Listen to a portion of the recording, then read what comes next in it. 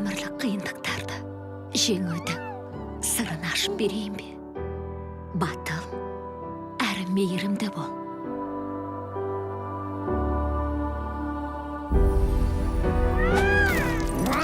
Ол анаңдай болады. Екі қызы саған серік болады. Алыс жүрсем, сен үшін алаңдамайтын болам. Дастарханға шаруаңды аяқтағаннан кейін отырғаның жөн болар, Элла. Я, анашым. Мен олай деп атама, ханым деп ата. Күл қыз. Қожалақ Элла. Күл бикеш.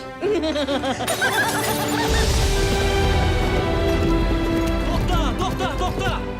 Бәрі дұрыс па бекеш, есіміңіз кім болады? Есімімді сұрамаңыз, қайтесіз? Кешіріңіз, Сізге қатысы жоқ. бұған сенімдімісіз? Тағы кездесерміз деп үміттенем. Мен де үміттенем. Элла, сенің бір шағыңдағы мейірбандықты басқалардың бүкіл болмысынан іздеп таба алмайсың. Бұл анамның ескі көйлегі. Мынадай жұпыны киіммен сені балға ертіп апарсам, ұятқа қалам. Балға барам деп армандамай-ақ қой. Алтыным, неге жыладың? Сіз кімсіз? Енді дұрыс болды. Пері кіндік шешем.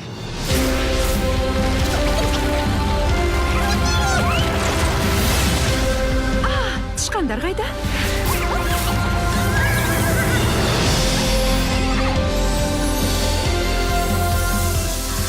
Шыныдан жасалған ба? Ол өте ыңғайлы әрі әсем. Ал енді бар, балға аттан.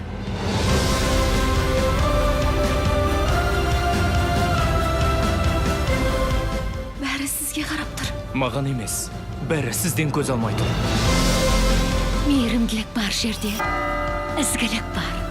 Ізгілік бар жерде, ғажайыпты бар.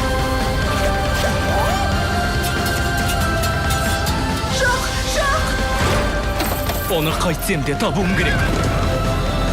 Іздегенің мынау ма? Күл бикеш. Кинотеатрларда 6 наурыздан.